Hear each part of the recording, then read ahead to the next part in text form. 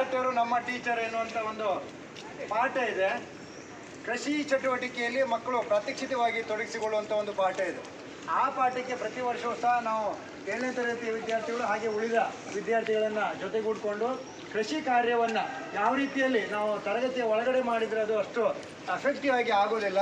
ಆ ಪಾಠ ಏನಿದೆ ತರಗತಿ ಹೊರಗಡೆ ಅಂದರೆ ಗದ್ದೆಗೆ ಇಳಿದು ನೀವು ನಾಟಿಯನ್ನು ಮಾಡುವುದು, ಆ ಕೃಷಿ ಕಾರ್ಯದ ಚಟುವಟಿಕೆ ಯಾವ ರೀತಿಯಲ್ಲಿ ರೈತರು ಕೃಷಿಕರು ತಮ್ಮನ್ನು ತೊಡಗಿಸ್ಕೊಳ್ತಾರೆ ಅನ್ನುವಂಥ ವಿಚಾರದಲ್ಲಿ ನಾವು ಆ ಗದ್ದೆಗೆ ಇಳಿದು ಇವತ್ತು ಪ್ರಾತ್ಯಕ್ಷಿತೆ ಮೂಲಕ ಆ ಚಟುವಟಿಕೆ ಮೂಲಕ ನಾವು ಇವತ್ತು ಆ ಕಾರ್ಯಕ್ರಮದಲ್ಲಿ ನಾವೆಲ್ಲ ಪಾಲ್ಗೊಳ್ಬೇಕು.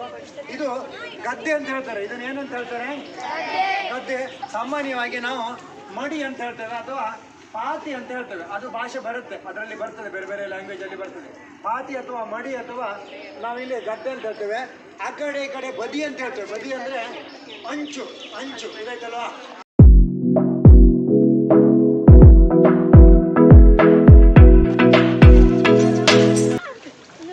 PM ಶ್ರೀ ಸರ್ಕಾರಿ ಮಾದರಿ ಹಿರಿಯ ಪ್ರಾಥಮಿಕ ಶಾಲಾ ವಿದ್ಯಾರ್ಥಿಗಳು ಇವತ್ತು ಕೃಷಿ ಕಾರ್ಯದಲ್ಲಿ ಶೀನಾ ಶೆಟ್ಟಿಯವರು ನಮ್ಮ ಟೀಚರು ಎನ್ನುವಂತಹ ಪ್ರಾಯೋಗಿಕ ಪಾಠದ ಚಟುವಟಿಕೆ ಪಾಠವನ್ನು ಗದ್ದೆಗಿಳಿದು ನಾಟಿ ಮಾಡುವ ಮೂಲಕ ತಮ್ಮ ಶಿಕ್ಷಕರೊಂದಿಗೆ ಹಾಗೆ ರೈತ ಸಮುದಾಯದೊಂದಿಗೆ ನಾಟಿ ನೆಡುವುದರ ಮೂಲಕ ಅನುಭವಾತ್ಮಕವಾದಂತಹ ಕಲಿಕೆಯನ್ನು ಇಂದು ಸಾಕಾರಗೊಳಿಸಿಕೊಂಡರು.